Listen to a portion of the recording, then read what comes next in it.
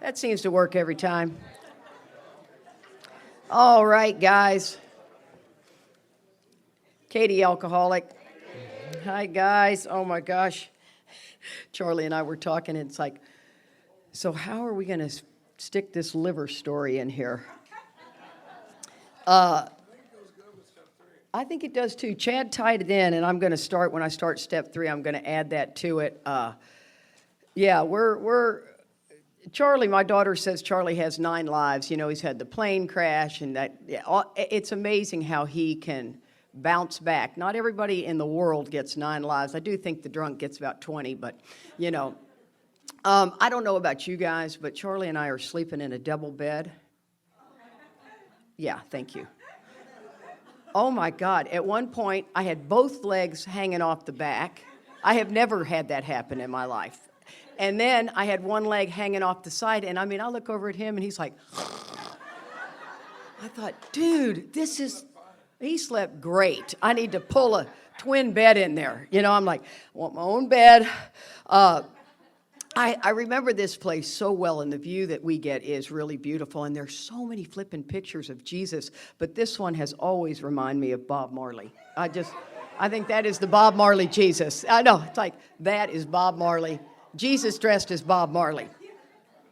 I also forgot my fabulous gray shoes, so I'm wearing the shoes that don't go with this outfit if you're looking at them and think they're weird.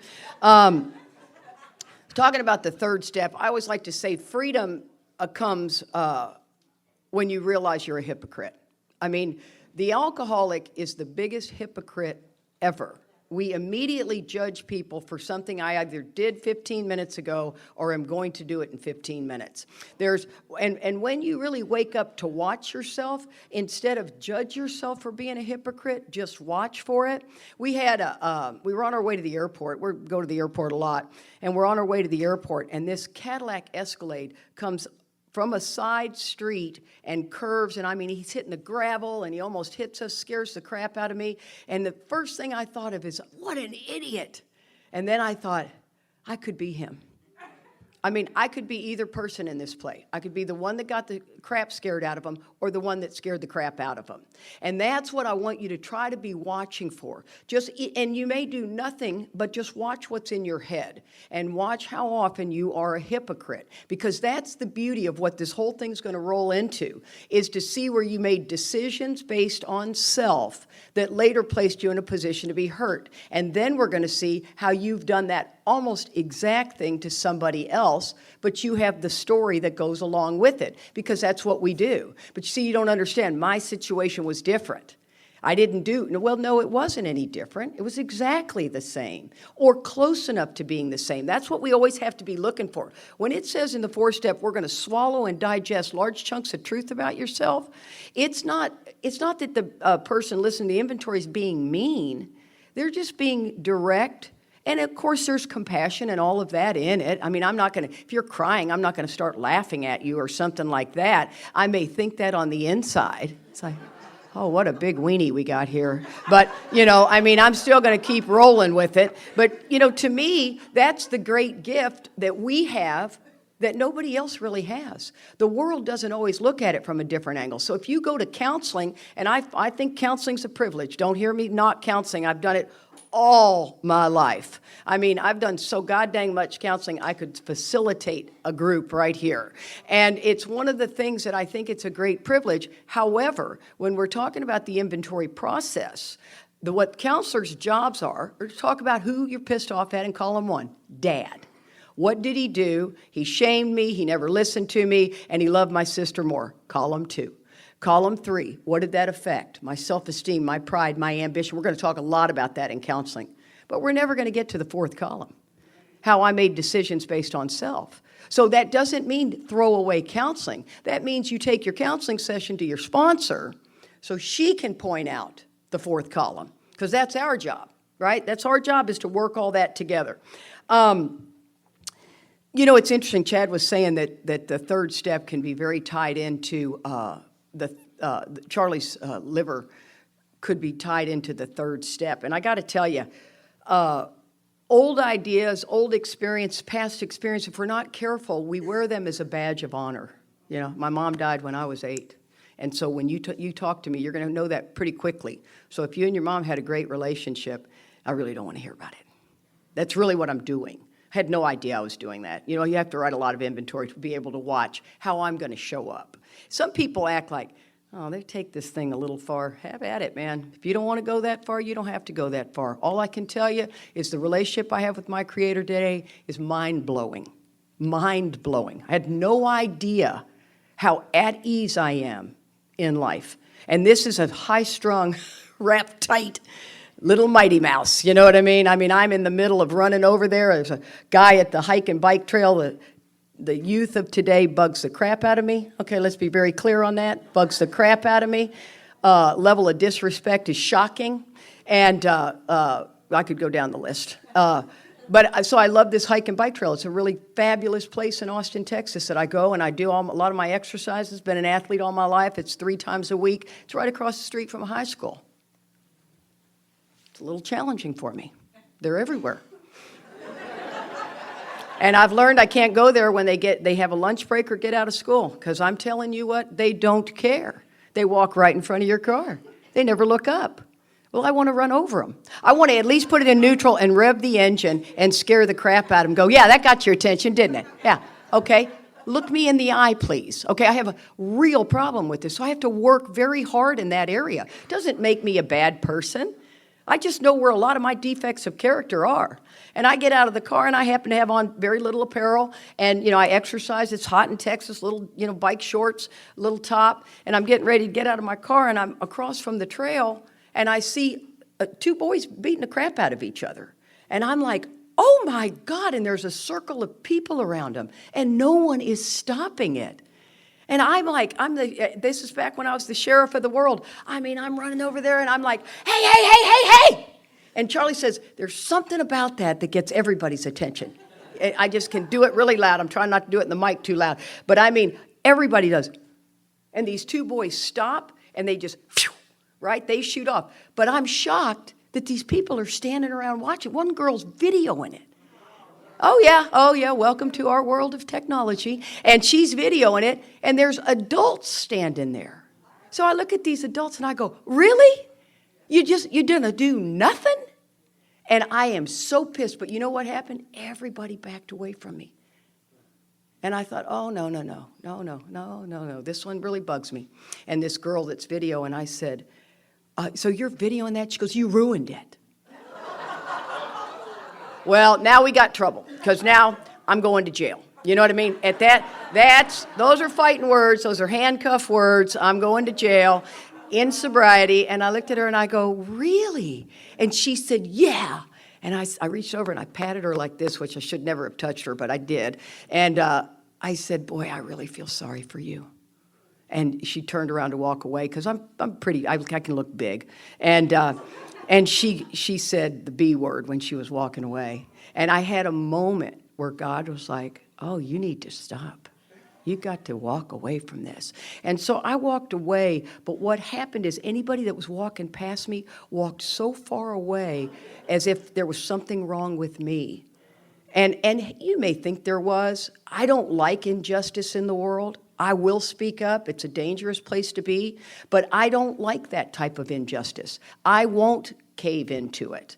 I believe that there needs to be a voice from time to time. Today, I don't have the voice like I used to have. And so what this whole third step's about is trying to get us to wake up to where it is okay and it's not okay, and where we are with that. You know, of course, I called my sponsor. We talked about it. Marty knows me. She's been sponsoring me forever. But when Charlie got diagnosed with that cancer, I have been a widow. My husband passed away after 23, we were married 20 years after his brain tumor and, you know, his brain damage and 6 years of that. He ended up going back at it, 23 years sober, and died of a heroin overdose. It was devastating. It was just terrible. And Charlie was my best friend. I mean, we had no sexual energy at all. We were brother, sister. I mean, it was, when I kissed him, it was like kissing your brother. It was bizarre. He didn't see it that way, but I dang sure did. You know, I mean, we bang teeth like 5 times like we're in the 7th grade. Oh, my God. He goes to lay me down, and I'm really dense because I'm pretty muscular, and he drops me and knocks the wind out of me, and I'm thinking, oh, this is so wrong on so many levels. And you know, and the other story will be personal, so I'll get the girls together. We'll talk about that. But clearly, we got past that. And one of the things that I can tell you is when he was diagnosed with that, I barely touched on the fact that I don't want to be a widow again. Please, God, don't let me have to be a widow again. I don't want to be a widow at 64. I can darn sure tell you that, because all I see out there in the world is some twisted up sexual stuff at this age group. Between 40 and 70, oh my God, you know, I don't want any of it. And I had it at 40, and I don't want it at 60. And so I'm sitting there, and then the loneliness and the pain and the despair, and all I want to do is grow old with somebody. It's my old idea. I want to grow old with somebody. I want history. I want that feeling that Charlie and I are like this. We call each other. We talk to each other. We travel together. We sleep together. We do everything together. We like that. I'm that girl. I like to spend a lot of time with my husband. And so I knew not to touch that, but every once in a while it would try to enter into my mind. And my daughter called me because God knows they went through all of this with us. And April said, Mom, I want to tell you I'm in a different place in my life. She's 43, got a couple of our grandkids, great marriage, and always got problems, you know, every marriage does. And she said, I'm here for you. And so if you need to lean on me. And I said, oh, honey, I'm still too young to lean on you. When I'm in my 80s, I'll lean on you. But I'm in my 60s, you know, I'm not going to lean on you. And she goes, no, Mom, it's okay to lean on me. And I said, well, if that's the case, I am really struggling with being a widow again. And I said, my husband doesn't take care of himself. I do. He doesn't. And I mean, I lost it, just lost it, hysterical. She's crying, I'm crying. And I said, it just was such a relief to talk to somebody, to say that to somebody. I didn't want to have that conversation with 15 people. I'm not interested in giving it that kind of energy. But somebody who watched me and knew me would be my child. And so when it was all said and done, I couldn't believe God just said, okay, we're done with that. We're not playing in that playground anymore. We're going through this. If that happens, we'll deal with it. But I'm telling you, Katie, he's okay. And I thought, really? Yeah, he's okay. And it was just like it went away. April calls me the next day and goes, Mom, I just want to tell you, after we finished talking, I went and bought 3 pairs of shoes. And my husband came to me and said, okay, is this going to happen a lot with your mother? Because, wow, that was an expensive little conversation for us, you know. I thought that was great. Okay, let's get started. So this second surrender, as we like to call it, you can call it anything you want. Emotional sobriety, I don't really care what you call it, but I call it a second surrender. And the second surrender is to understanding what the third step's about. And then you're going to have a whole bunch of surrenders between now and the time you die. A bunch. Do not think you're going to only hit one wall. I love to ask people in AA, have you ever hit a wall? They go, no. I'm like, oh, can I just follow you around for about 20 minutes, please, and just observe? You know, because it is the course of life. It's like the decades. In your 20s, you're bulletproof, right? In your 30s, is that you, honey? No, ma'am. In your 30s, you're starting to find yourself, right? You're considering having kids. You're going to do this. Are you going to get what's your career going to be? You're going to better your career. In your 40s, you start to perfect all that, right? In your 50s, you start looking back. You know, in your 50s, I mean, I'd like to hope some of you guys are not, you know, procreating still at 50, but it's Alcoholics Anonymous. So, you know, so in your 50s, you start looking back. And then, you know, in your 60s, you really could care less. And then you go into your 70s, your decades. It's the same thing with spiritual growth. At 5 years, you're a certain way. At 10 years, you're a certain way. At 15 years. And you continue to grow. And the only way you grow is through discomfort, if you ask me. I mean, I've never had an experience that was so great that I grew through it. I enjoyed it. I was grateful to not have to be in a lot of pain behind it. But most of my growth has always been very painful. And I like to say it's easier to get an alcoholic to stop drinking than it is to get one of us to quit playing God. The not drinking was the easiest part of recovery. And some people say, no, it wasn't. I go, well, I don't know. Do you know what the root of our trouble is? I understand some people can't get sober. And if you can't get sober, then it is very, very difficult. But don't think you get the gold ring because you got sober. It's a huge, huge spiritual awakening. But the biggest one is really understanding how selfish and self-centered we are. I was voted most likable 4 years in a row in high school. I didn't think I was selfish and self-centered because I thought it meant stingy and conceited. Once again, I'm not strong with vocabulary, so I see a word and I immediately assume what it means. And then I just rock on. I'm not going to give it much time. Come to find out what selfish and self-centered means is all I think about is me. See, that self-centered fear that we have is I'm afraid I'm not going to get it, then I get it, now I'm going to lose it. So I never stop. Everything filters through me. It says in the book that the world and its people really dominate us. In that state, the wrongdoings of others, fancied or real, have the power to kill. So it's just the world and all its people. Other than that, go have a good day. It's everything. I mean, have you ever woke up and it's a cloudy day and you immediately get in a bad mood? It says 3 cloudy days in a row. This sucks. Everything sucks about it. You know, I mean, we just hitch a wagon to something and we just ride that thing all the way down the hill. It says on page 62 that selfishness and self-centeredness, this is a paragraph I love to break down.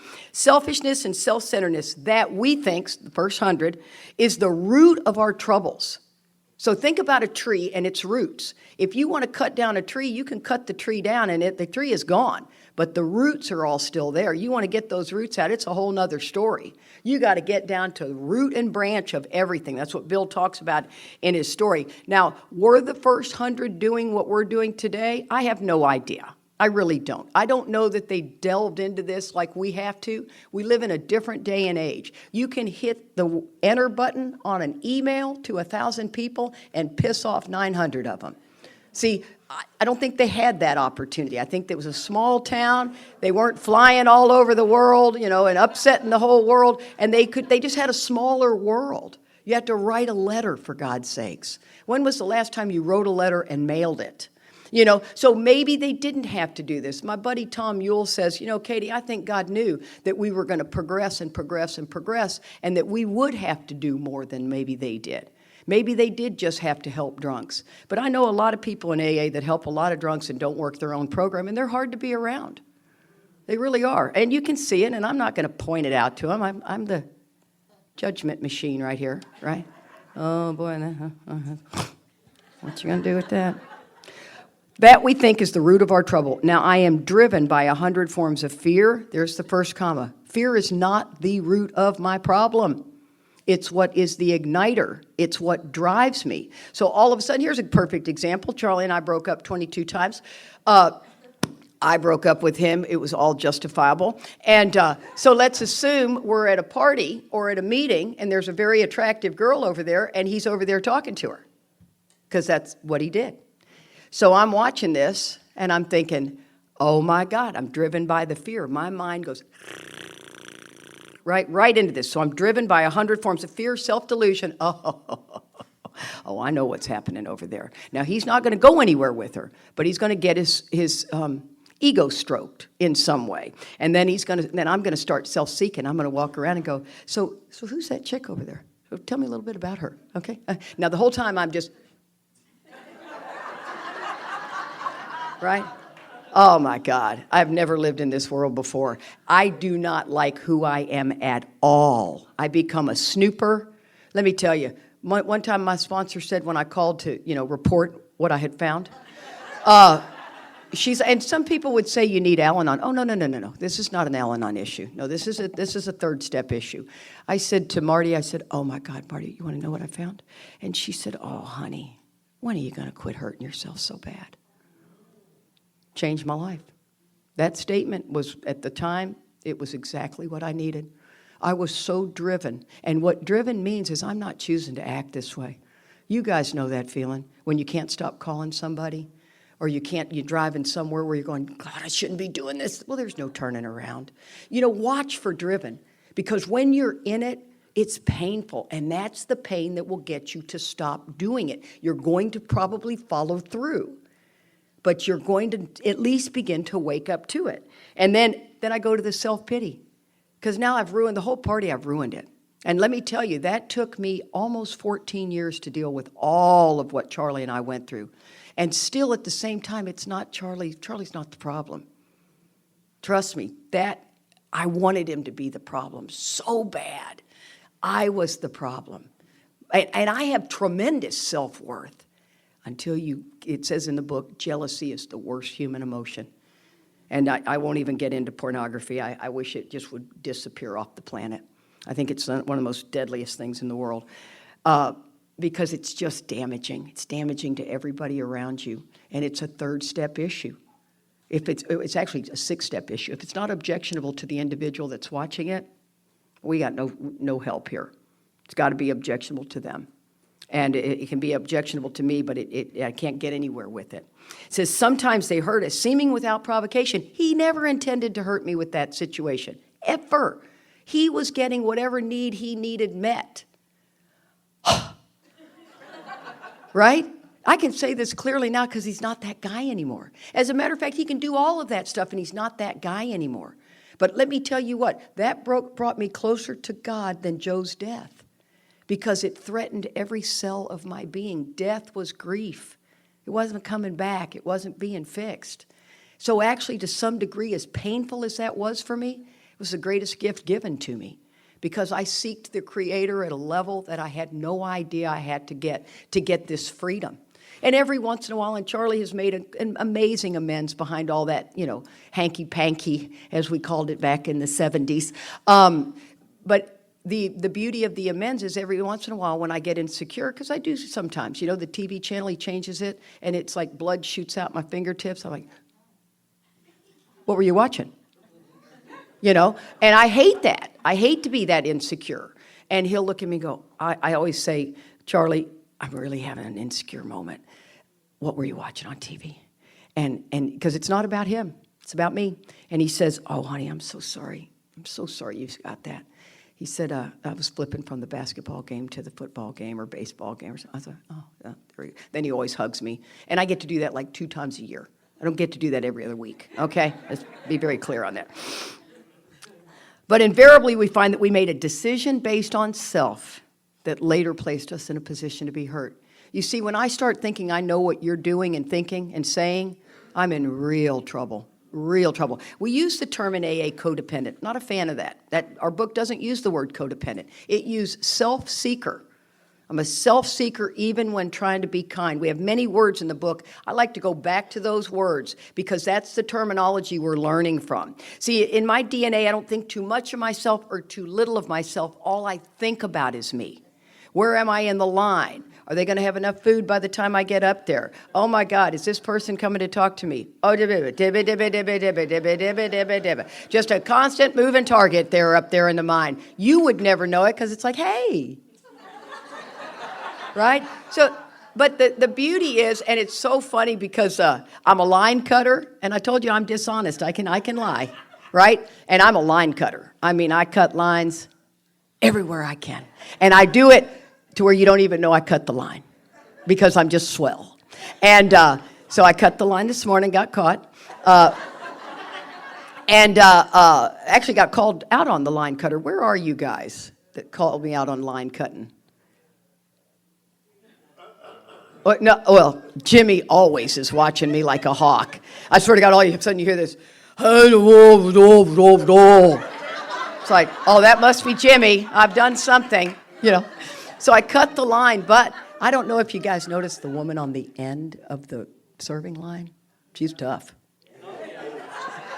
Nobody's getting nothing without going through her. So I'm also a con artist, so I've stood back and I have witnessed this. And I need another bowl for the fruit because I like a lot of fruit. And I don't want to put it next to my eggs.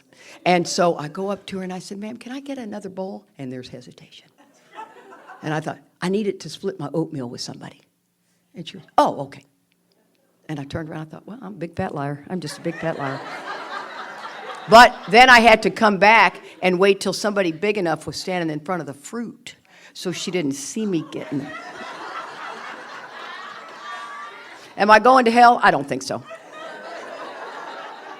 So I do want you to know that we are not shooting for perfection.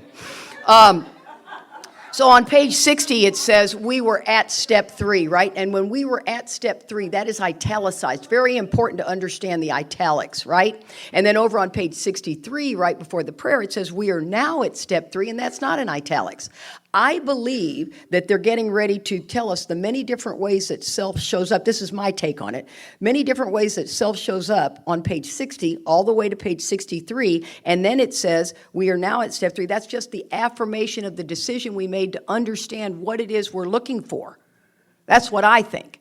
Because it's the third step is not just the prayer, it's the affirmation of what we just understood. So we break that down. Charlie did a great job. It's which we decide to turn our will and our life over to the care of God as we understand it. What does that mean? I always like to say our will is our thoughts and our care is our actions. This whole thing in life is about my thoughts and my actions. My thoughts and my actions. That's what the 10th step will constantly take us back to. We are to watch for resentment, dishonesty, selfishness, and fear. And when these crop up, because they will, it's not my actual action of being resentful. It's my thought life. We're trying to get my God consciousness and my thought life on the same plane. That is a lot of work to get that to happen. You can't just read some great piece of chicken soup for the soul spiritual thing and shut your book, go, oh, God, I needed that today. Oh, yeah. 8 minutes into traffic, you're over there flipping somebody off, right? Or you're like, God dang. Oh, we got the good Samaritan's going to let everybody in. Yes. Oh, yeah. So, that's the way this deal rolls out. It's a cause and effect. My external affairs are always a demonstration of my internal condition. You see, you can't, it's like Emmett Fox says, you can't plant a rose and expect a tulip to come up, right? You've got to understand this process. Thought, react. That's what we usually live in instead of this thought, God consciousness. And Charlie said we spend the next 2 pages explaining what do we mean, and then it goes into what do we do. And that's important because the what do we mean is a deep part of this, and what do we do? Turning it over to God. People say, well, I turned it over to God. I'm like a pancake flipping a pan. I can't do that. I can't just turn it over to God. I have to do the work behind it in order to get the gift. Somebody will come up to you and say, would you rather be right or happy? And I just want to slap you. It's like, did you hear my problem? You're giving me the solution, expecting me to work that's the promise. You're expecting me to work the step based on the promise. If you want me to, I've got the promise. Would you rather be right or happy? Clearly, I would rather be right. But I need the happiness. So it's working the promise, expecting the step to come true. You got to do it the other way around. I don't want to hear the solution when I'm angry. I want you to get to the promise, I want you to get to the solution of where I made decisions based on self. Start asking me a ton of questions. Well, who is this person? What do they do? Where have they been in your life? How long have you been there? To where you can begin to start seeing the problem. It says that the first requirement is, Katie, got to be convinced that any life run on self-will can hardly be a success. I'm telling you what, guys, I think 80% of AA is not convinced of that. I got that bowl. That's self-reliance. It may be small in your book, but it was very clear what I was doing. Didn't like that I'm doing that. Probably could have asked. She could have said no. I'd have been frustrated. But I wanted the bowl. And so I do what I got to do. And I see those things in my life. It's not good, bad, right, wrong. It is just who we are. And the more you see, the more you get down to understanding that God loves me no matter if I got the bowl or didn't get the bowl. It's me that's going to get that on the bowl, no big deal. Other things in life, big deal. And then, so we're always looking at, I don't know I have a kind motive until you don't react the way I want you to. That's what the third step's trying to get us to, is this kind motive, right? The new guy comes in, we teach him integrity. I'm going to call him a guy because that's what the book says. The new guy comes in, we're going to teach him integrity, dignity, honor, respect. Your word is your word. You get here on time. You say you're going to do something. You do something. This is what is necessary that we teach him. But at about 18 months of sobriety, you watch. We've given him the key to the clubhouse. He comes in, he's setting up the chairs, he's making the coffee.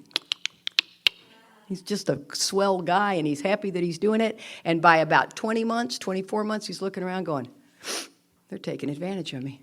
That's what they're doing. I've been doing this job for a long time. Nobody's trying to take this job from me, right? And the next thing you know, he's got to go because he's worked a program based on the abstinence of alcohol. At about 3 years is when you start to really wake up to selfishness and self-centeredness, because you can be carried a long time on just the abstinence of alcohol. You can say the acceptance prayer in early sobriety, and it works right up till it doesn't work anymore. That's why you got to keep growing spiritually, and you've got to get into things to understand. So behind this kind motive, my examples are always like, somebody letting them in traffic. I'm a giver. Come on. 4 cars didn't let you in. Eye contact. Yeah, that's what you got. And then all of a sudden, they become the Good Samaritan. Dude, that was not expected. I needed a little hand wave, and then we keep it tight, right? But no. Then, or somebody that holds the door for you, or if I hold the door for you and you make no eye contact, you don't say thank you, you're looking at your phone, you're walking by. If you're looking at your phone and you almost run into me, wow, do I have to keep that to myself.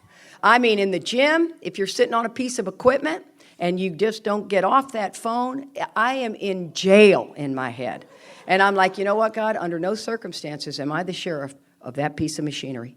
I'm just going to let that person do that, and you got to let me just walk on and do something else, because there's certain things in life that just bug the crap out of me. But if I said something, I can be that same hypocrite. I can sit on a piece of machinery and just look real quick to see what my messages were. It may be only a 15-second break, but I'm doing the same thing they were doing. So see, I'm a hypocrite also. Always important for me to always be watching these things. Some may say that's too much work. Fine, it's what I have to have. It's necessary. I also think we're givers, and we see some trash on the park, and we bend over and pick it up and kind of give it one of these.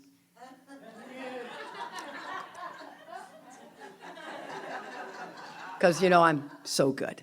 And do you ever feel like you need to be the sheriff of the handicap parking spot? You're looking to see is there a tag hanging down?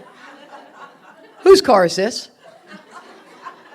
Who parked in the handicap? But now, if it's pouring down rain and there's 7 handicap spots and I need to just run in for a sec, I'll whip in there and I'm running in going, I'm in the handicap. I know I am. I just have to get something real quick because I'm a hypocrite. See, I'll hold you accountable. I'm the actor running the whole show. I love the line, is forever trying to arrange the lights, the scenery, and valley. The book is always telling me this is a lifetime. Don't think you've ever arrived. Matter of fact, if you think you've arrived, that's when trouble happens. Thank God I don't have that problem anymore. The ego loves that. The ego, I always feel like, is that, in Texas, we got a lot of snakes. And that's just the nature of Texas. And they love to just sit there, and you don't even know they're there. They blend in with the sand and stuff like that. And the next thing you know, you get too close, and they get you. And you're like, holy smokes, I never even saw the darn thing. That's what the ego's doing. It's just sitting there waiting, and all of a sudden it'll go, oh, you don't need that. Don't let them do that. What? Hey. And then you buy into this line of a lie. It's always a lie. And the ego wants you to get justice. To get right and to get justice. The delusion is if everybody would do as I wish. Oh, let me tell you. The delusion is if everyone would do as I wish, the show would be great. Everyone, including myself, would be happy. There's the lie. How many times have you gotten what you wanted and you're not happy? About 99 times, right? Charlie, oh my God, it's constantly, are you going to eat well? I am not the arbiter of his food. Have at it, do whatever, just have the will signed. Okay, let's just work with that. 20 years together, I'm surrendered that. But to me, he wakes up, he goes, Katie, I'm gonna be on the good foot today. Okay, I'll be supportive. Let's be on the good foot. He goes, yeah, I'm gonna start exercising and eat right. Okay, good. Well, I have a whole gym in the house, and I have my time I work out, and I get all my meditation done and everything. I go walking into the gym to get on my treadmill, and my husband's on it. Well, all of a sudden, I'm not too happy because the show's not coming off the way I wanted it to. It's like, oh, now see, dude, you can't do it at this time. Okay, see, this is my time. And that's what I'm saying is some people will say, my husband travels. I'm sick of him traveling. I wish he'd be home. Oh, You may not wish for that. You know what I mean? All of a sudden he's home now. He's bugging the crap out of you. I mean, you see the delusion and all that? We think we know if I had that job, that's the answer. And you get the job, and all of a sudden you go, yeah, see, this isn't it either. Because that's where it all comes in. So then you've got that toolkit of self-will, kind, considerate, passionate, generous, modest, and self-sacrificing. On the other hand, mean, egotistical, selfish. Charlie and we're both cons. And, we are the yin and the yang. There is no yang in our game, man. Yin and the yang, fighting the whole way like this to get to the front. And where it's in the airport, we work an airport beautifully. Beautifully. If we're in a hurry and we got to get to that line that there's that security guard, I'm telling you, we can pan out. Charlie took in, and I thought, oh man, the guy got ready to turn around. If I'd have turned in, he'd have caught me. So can't do that because we can't miss the flight. And Charlie said, he looked up and he goes, God, I can't believe Katie didn't make the move. And I came back around, and then when he got all the way down there, I told the guy I got ready to go, and he goes, ma'am, I'm sorry, you can't go. No, that's my husband right there. My husband's right there. And he goes, oh, okay, go ahead. And when I came up to Charlie, he goes, I couldn't believe he didn't bust the move. I said, oh, Charlie, we would have both been caught, and we were going to miss the flight. Because sometimes you get to an airport, and it's way bigger than you think. This is a big mountain to climb. I have cut an entire line at Southwest. And let me tell you, here's the tricky part. Now, I'm saying these stories, so I hope you're relating and not judging the crap out of me, okay? Let's be very understanding about why I'm telling this stuff. I realized, oh, my God, I am traveling between Thanksgiving and Christmas. That week is the worst week to travel. My girlfriend's having a surprise birthday party in California, and I get in the airport. I'm like, holy smokes, before clear or anything. And and I think, oh, I'm screwed. So I look at the guy behind me. I said, you want to bust a move? And he goes, no. Okay. I said, I gave you the chance. I'm busting it. And I start cutting that line. And the one thing you don't ever want to do is make any eye contact, right? You're just, excuse me, excuse me, excuse me. Excuse me, excuse me, excuse me. And I make the whole way, all the way down. And when I'm coming to the end, I realize I got no plan. I've run on fear, and I've got no plan. And I think, oh, boy, this is where I'm going to be humiliated. They're going to say, you can't cut the line, get to the end of the line. Everybody's going to be, right? So I get all the way up there, and I look up right when I'm on that last run. And I'm scanning, and I see a family, and the woman's at the front, and the 3 teenage kids are back with the dad. Well, that's my girl. That's me. So I come up right to the dad, and I looked at him. I go, I'm going to miss my flight. Can I be a part of your family? And he looks at me, and he goes, honey, your sister's here. I was like, I am the luckiest individual in the whole wide world. And when she did that, we all walked to the plane together. We happened to be on the same flight. And I looked at her. I said, I knew you'd get it. And she goes, oh, my God, that was priceless. Well, here's the really tricky part of the story. I'm on the plane. The guy I said we want to bust a move with gets on the plane. You see, that's what happens when I'm driven. I could have just waited and been patient. Now, this is, my girlfriend's now 57. That was 7 years ago. I'm not the sheriff of the world. I don't do this much. The kid I stopped the fight was probably about 6 years ago. I am not the sheriff of the world anymore. You would be shocked at how many of these things I let go, right? I'm at the dentist office. I don't care much for a ton of cleavage. I think it's way over the top these days. Like, my God, do you just have strings across your nipples? I mean... Oh, my God. And so I'm at the dentist's office. I got under boob, over boob, side boob. You got everything but the nipple. And the receptionist. And I'm standing there, and I think, oh. And I just said, I heard God go, this is not your place anymore. And what I would have said to the girl is, hon, that's the angle I got. Wow, that's a lot of boob. You might just want to kind of tone that down a little bit. You know what I mean? I wouldn't go, oh, for God's sakes, what are you thinking you do? I would have said it kindly. But it's none of my business. Just isn't my business today. I walked out, I was very proud of myself. Walked out, didn't do anything about it. And to me, I'll let somebody else take care of that because it's just not my problem. I used to try to solve all the problems of the world. And I was the sheriff, and you thought you were, and you're not. I am. You're the deputy. I'm the sheriff. So it says what usually happens, show doesn't come off very well. This is where Charlie left. This is where we live with my sponsees. You call me with the 10-step, and we live right here. What usually happens, the show doesn't come off very well. See, most of us, believe it or not, are the glass half empty, not half full. Most of us. We wake up, I love Chris Schroeder says, we wake up restless, irritable, and discontented. We either go up to happy, joyous, and free or down to the four horsemen. It's just of our nature. Why in the world would it say when upon awakening, we ask to be divorced from self-pity, not fear, dishonest and self-seeking motives? Or does it say in your first 5 years, after that coast, it's all good? You won't have to worry about that. It doesn't. Because once we wake up and see it. So I wake up, I've got the self-pity. I begin to think life doesn't treat me right. He decides to exert himself more. This is where I'm driven. More demanding, more gracious, right? The toolkit of self-will kicks in. Still, the play doesn't suit me. Admitting I may be somewhat at fault, others are more to blame. I'm not kidding you. Mr. Blame-O-Matic right there. It's father blame. Jesus, who left the fridge door open? Oh, for God's sakes, who turned the air conditioner down this low? You know what I mean? It's always who. I'm like, oh, I get me. I'm the only other one in the house. Yeah, did it, you know. Where's, Katie, where's my toothbrush? Well, the insinuating tone is I wouldn't touch your toothbrush because it's gross, okay? So I didn't touch it.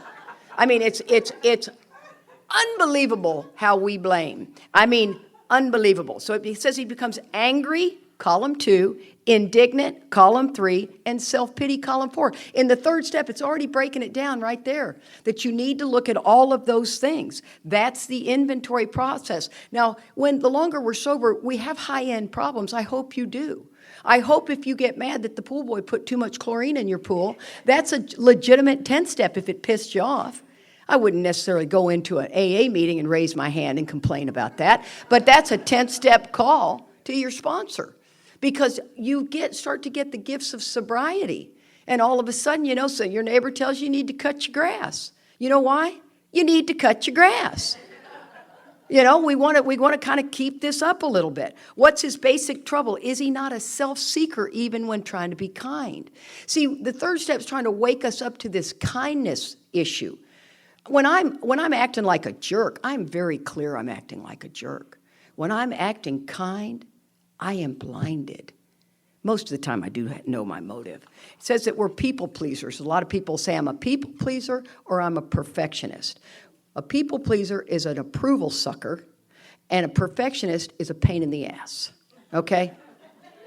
They make you crazy because they're perfect. No, it has to be this way because you're like, oh, I can't work with you. No. That's what we are. But the word sounds like we're just, wow, I'm so glad I hired a perfectionist. You're a lot of work. Everybody's got to do it the way you want it done. You see what I mean? We use a lot of terminology. Then it says, is he not a victim of the delusion that he can wrest satisfaction and happiness out of this world if he manages well? Break that one down. A victim means I'm tricked or duped by my delusion, not denial. The word denial is used one time in a doctor in the back of the book. Delusion is what we suffer from. See, denial is that when you see the truth, you can't have it anymore, right? Denial's that way. Delusion is you see the truth and you still don't believe it. See, you set somebody up, you ask them a question. Were you with so-and-so? There's only one acceptable answer. And actually, there's not one acceptable answer. Neither answer is acceptable. No, I wasn't. Well, you're lying. Yes, I was. Well, now you're in trouble. So you see, I've set you up completely by asking that question. So when we look at the pause when agitated or doubtful in the 11th step, believe it or not, if you discipline yourself and you really do this work at the level that we're talking, you will have that 2-second pause that says, no, don't ask that question. You're not prepared for the answer. And let me tell you, there's a lot of those that go on in my world with Charlie and his harem, okay? The harem is not what I need to go into. It never goes well. And that's just the nature of it. It never goes well. Because Charlie is Charlie. Right, Danny? The harem, yeah. Danny's got a little harem, too. And they are the harem boys. So if you get in a relationship with them, there's a whole bunch of people that come with it. And I'm the girl that doesn't care much for a harem. You may be okay with that. I'm not. So we got conflict. So delusion, now listen to the definition of delusion. It's an impression that is firmly maintained despite being contradicted by what is accepted as reality, typically a symptom of a mental disorder. Makes me feel good. I don't know how that makes you feel, but I like that. I'm like, okay, that makes me feel better. And it says that we can rest. That means seize by force. Satisfaction, there's the being right and happy. So I'm a victim of this whole storyline that I play in my own mind, that if it goes this way, it will be fill in the blank, and it usually doesn't happen that way. Is it evident to all the rest of the players these are the things she wants, and don't her actions make each of them wish to snatch and retaliate everything they can out of the show?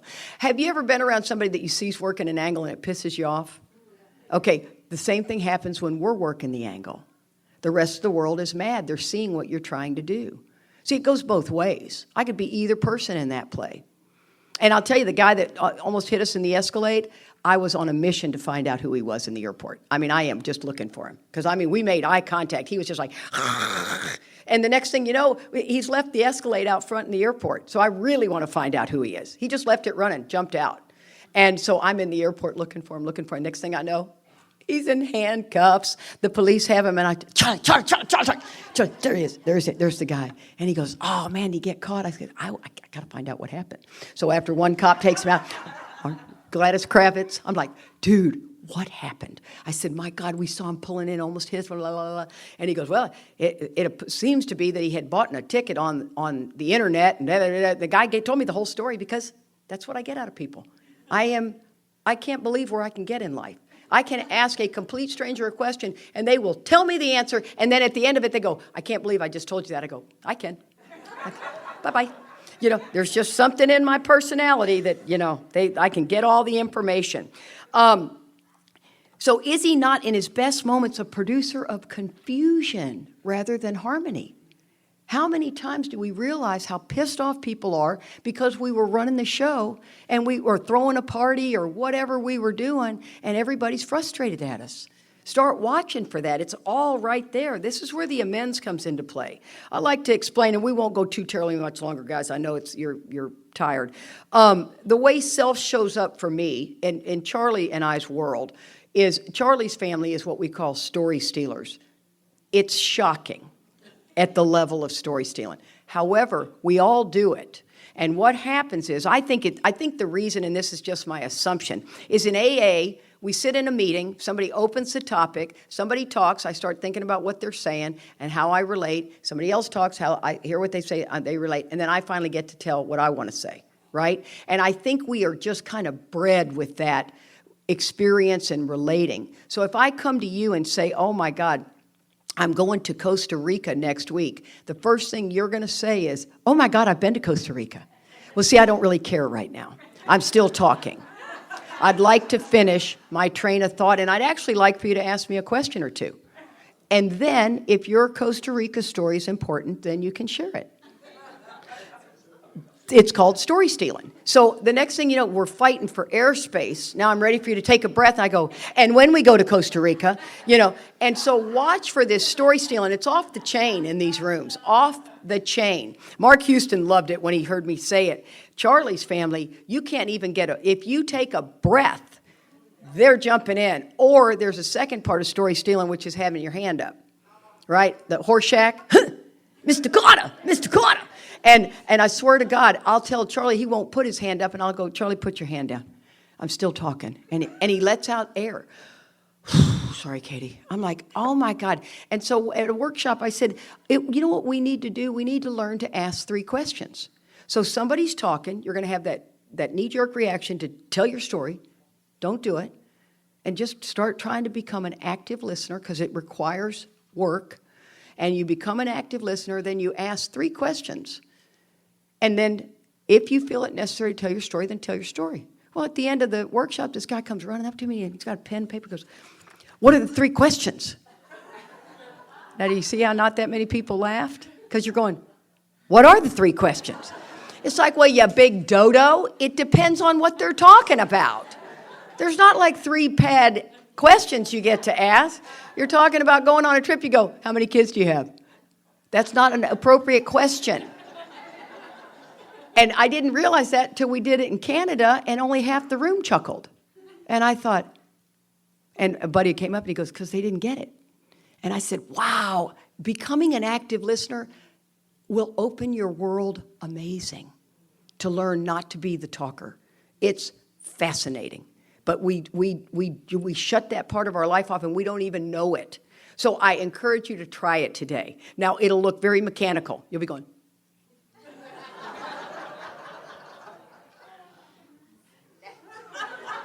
because you want to say something so bad. And watch when they take a breath, you're like, missed my opportunity. That's okay. I'll come back to it. Story stealing. Okay. The other one I say to be careful of is self-talk.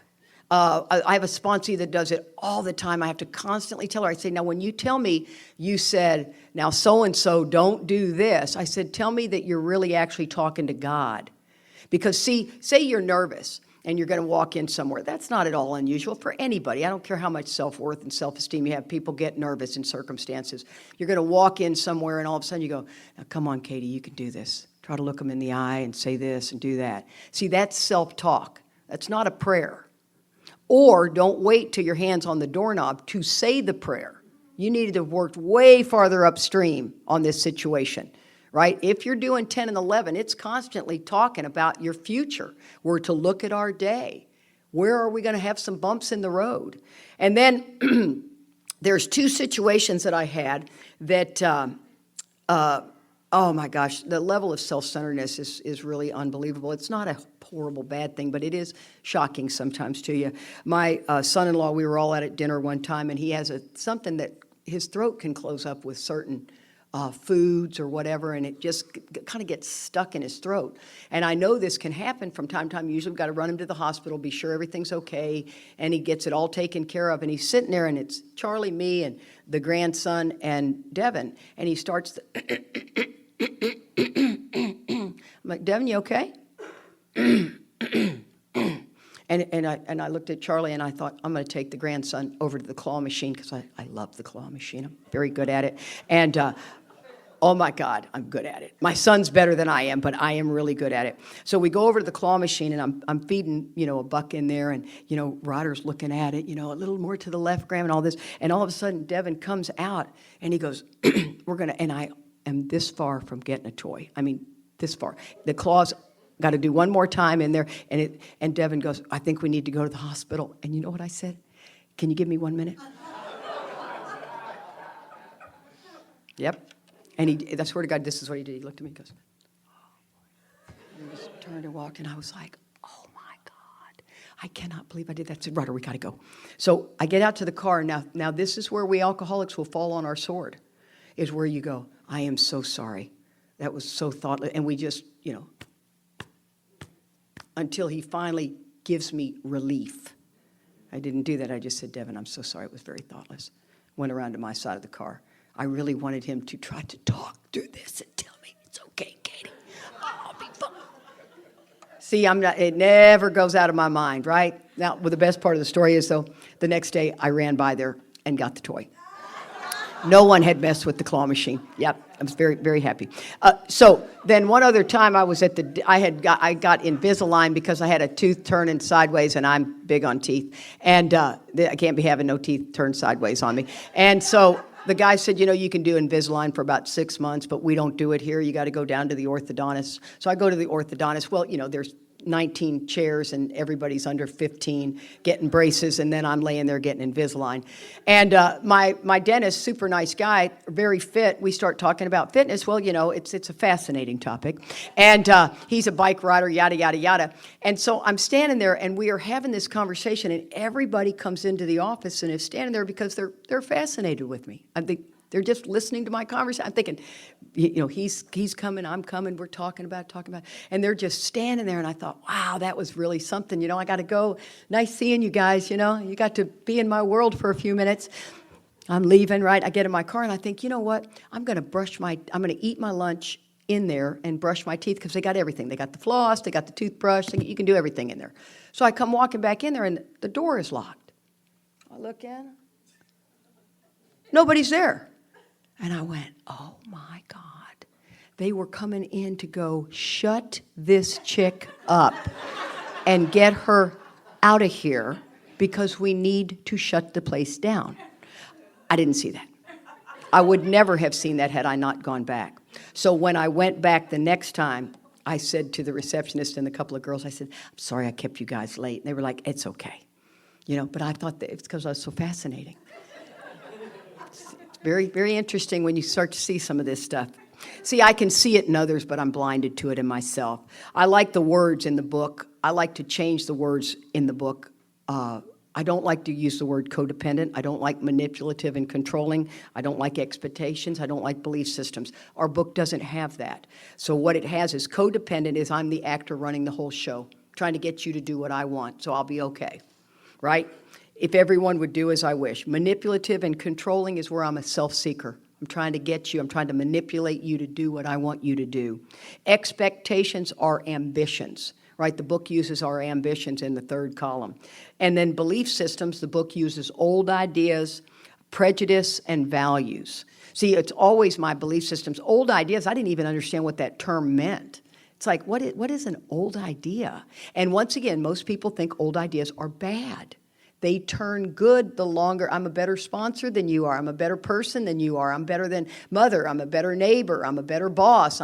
That's just what we do. I'm almost always better. Now, don't get me wrong. We'll get more into this in the fourth column when we have the ego turned inward. See, I'm clearly an extrovert, right? And I mean, I came out of the womb, I think, going, hey, where are we going from here?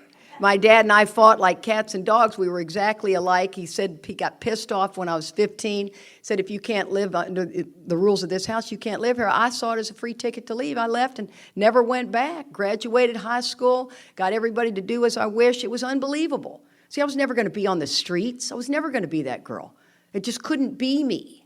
I have to prove to you I can do this.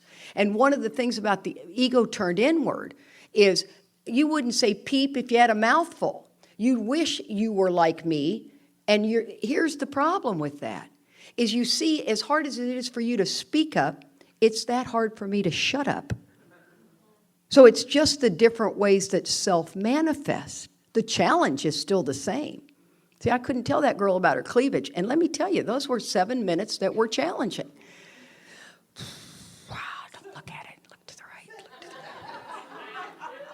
Say it, don't say it. God help me. It's not. Oh, boy, there we go again. You looked at it. Stop looking at it. Try to look at her in the eye. And let me tell you, it's not even attractive. It's like, maybe men think that's attractive. That was like, wow, that is not. They're kind of like wide. What are you doing here? But lots of thoughts when you start watching your thoughts. So our troubles, we think, are basically of our own making. See, my problems are not Charlie. My troubles are of my own making. They arise out of ourself, and the alcoholic is an extreme example of self-will run riot, though he usually doesn't think so. That comma is profound. See, you go, extreme example of self-will? I don't think so. We usually don't. And once we start really, really getting deeper and deeper into how we show up, once again, it's not designed for you to take a mallet and beat yourself over the head. 4-step says that we are to get rid of it promptly and without regret. Don't go from self-righteous to self-pity. It says in the 5th step, we will be delighted that we know our Creator better.